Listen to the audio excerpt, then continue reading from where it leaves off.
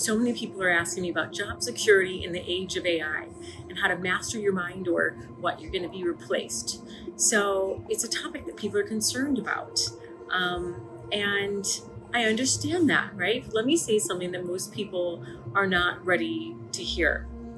Your next certification is not going to save you. Your next degree is not going to protect your job. And learning another tool is not going to make you irreplaceable. So as long as you know that, because I feel like a lot of people now are coming to me and they're scrambling. They're trying to learn AI. They're trying to do this. They're trying to beef up their credentials because everything that you're being told to learn right now is exactly what AI is being built to do, faster, cheaper, and without error. So the real question is not how do you compete with AI? The real question is, what can AI never become? Write a list, write it down, because that's where your security lives. And most people are looking in the wrong direction. They are stacking knowledge instead of building themselves. And that's what I do. I am the designer of emotional architecture. I help people build character and integrity. People right now are consuming information instead of understanding their own operating system. They're upgrading skills while ignoring the one system that runs everything, which is their own mind. So let me give it to you directly. The number one form of job security in the next decade is not external. It is internal. It is mastering your own subconscious. I truly believe that. It is learning how to regulate your own nervous system. It is understanding your own patterns so deeply that you're no longer reacting to life, you are creating it. Because here's the truth no one is saying clearly. AI only replaces repetition. AI replaces predictability. And AI replaces systems that follow rules. But it cannot replace interpretation, intuition, emotional intelligence, or embodied creativity. And more importantly, it cannot replace a human being who actually knows themselves, who can override patterns and conditions and all these fear-based things that we're taught. People don't know themselves anymore. They know themselves by their resume, or they know their roles, or they know how to perform, or they know what they look like, their identity from their looks, but they don't know their own triggers. They don't know their own patterns, and they don't know why they think what they think, or why they don't even know how they feel. And that is why they are replaceable. Because if you are operating from an unconscious pattern, you're predictable. And anything predictable can be automated. So let that land. If your behavior can be predicted, it can be programmed. If it can be programmed, it can be replaced. So the real evolution is not technological, it's human. And we're being forced into that whether we like it or not.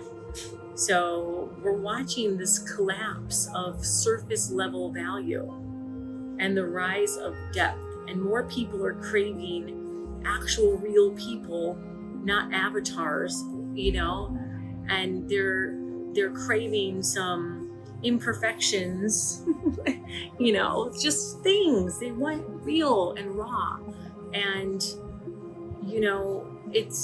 AI can be useful in some cases, yes. I use it to tone and tune my voice when I do some of the audio. But it's important that you know that AI is never going to replace a human, ever. We were made, I believe, in God's eyes, we have a certain power to us that cannot be replicated by man. And none of that is just neutral. Yeah. So all these things have been shaped by someone else's perception. I know that we host different fears of ourselves, limitations, unresolved patterns, and somehow we've absorbed this as our own.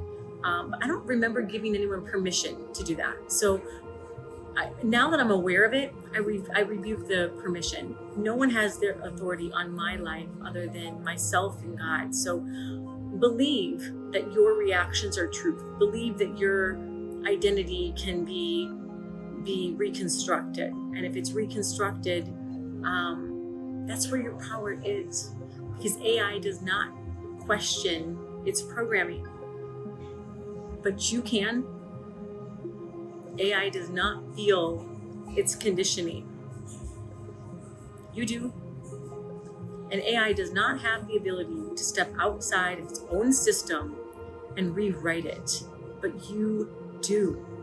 And that is the advantage. Bless you. That's the advantage. And most people aren't using that. They're not using that. They're outsourcing their thinking. They're numbing their feelings. They're distracting themselves from feeling anything. They're scrolling. They're watching, this or that. They're consuming. It's just visual consuming. And so let me bring you into something deeper. Most of your suffering with AI is not coming from what is now happening. It's coming from what you think is happening. And even deeper than that, it's coming from what your body has already decided that something means before you consciously process it. AI's been around for decades, way before it was rolled out to the public. Our body reacts first, our mind then tries to explain things, but most people think the explanation is where the truth comes in. It's not. The explanation of things can be a story built on a past experience. So, even if you had a moment in childhood where something felt unsafe, your nervous system stored that. And so now, years later, a completely different situation can trigger the same response. I'm not good enough. What am I going to do? Oh, I just got ahead and now I'm behind. Oh, I need another certification to do this. I need to go back to school. I don't know enough about this. We are so consumption driven, and we're consuming books and podcasts and this and that, and just respond to the present. Call in your truth and creativity, because if you're fearing what's going to happen, you're staying in the loop, and the mental loop is what keeps people stuck. When you're in fear and you're in doubt mode, you're not creative. And that is where your job security is built. Creativity, your special creativity, because someone who understands this does not operate like everyone else. And yes, sometimes we're like, well, I want to be creative. I don't have any special thoughts or things, or everything I've thought of has already been done. Sit with it. Sit in the discomfort of that. Allow yourself more play in life. Think about the things that you actually like to do. Set time apart to be in nature. Set time apart to just get honest with yourself. And I promise you, creativity starts to flow in when your energy is balanced and your nervous system is balanced. So why everyone is running to learn all these AI tools, the person who learns how to regulate themselves is the one who wins.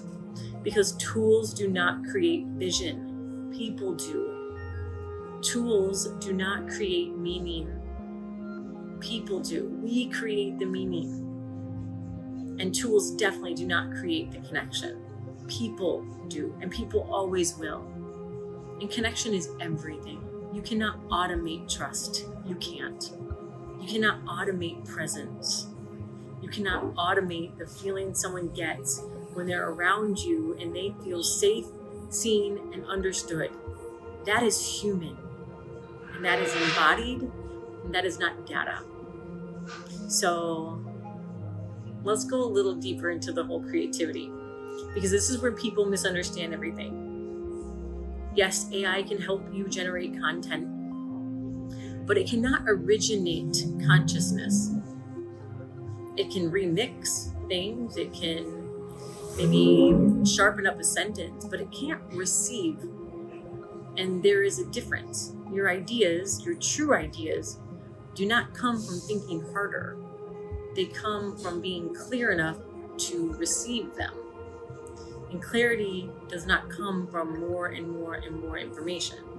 It actually comes from less noise, less information, which means if your nervous system is dysregulated, if your mind is constantly looping, if your body is holding tension, you're not even available for creativity. You're in survival. So if you've lived in survival and you are more of a task-driven person, you're not what you would call a creative, then your body's going to react that way. So when I say your job security is mastering your subconscious, I'm saying something very specific. You have to become aware of the patterns that are running you. You have to feel what you've been avoiding. You have to hit it on. You have to question what you've been taught. You have to question everything, especially now. Question everything. I can't even tell if what I'm watching sometimes is real or fake, and sometimes it's discerning because it gives me discomfort of not knowing, am I watching truth or am I watching, just fake news? Most people do want truth and they want comfort, but truth can disrupt comfort for a moment. But I promise it's what sets you free, and freedom is what allows creativity. And creativity is what AI can never replicate. Not real creativity, not embodied, soul-driven creativity, not the kind that comes from a lived experience, an emotional depth, and a personal truth. So what does this look like in your life? It looks like slowing down. It looks like noticing your reactions instead of justifying them. Asking yourself, why did I feel that way? What was that about? What was that really about? Where have I felt this before? Have I felt this before? It is actually about the moment, Is it about the moment or is it about something that's older from the past? Sit with yourself without distraction. No phone, no noise, no podcast for a minute, no music, no escape.